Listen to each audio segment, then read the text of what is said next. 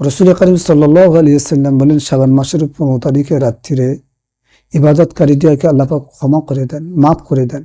কিন্তু যারা জাদুকর, গুণক, কৃপণ, পিতা মাতাকে কষ্ট প্রদানকারী, সারাক্ষণ জিনাকার পুরুষ, স্ত্রীলোক, নেশা পানকারীকে আল্লাহ পাক ক্ষমা করবে না।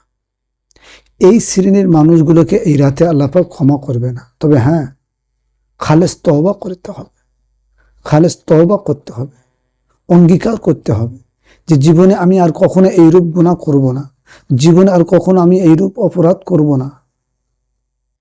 তাহলে অঙ্গীকার করতে হবে, তাহলে মাপ পাওয়া আশা করা যায়। আর এই রাতে বিশ্বনবী সাল্লাল্লাহু আলাইহি ওয়াসাল্লাম বলেছেন, যে ব্যক্তি এই রাতে আল্লাহ তাআলার কাছে প্রার্থনা করবে, তার সমস্ত আশা আকাঙ্ক্ষা পূর্ণ করে দেবে। যে ব্যক্তি রোগ মুক্তির জন্য প্রার্থনা করবে, তার সুস্থতা দান করবে।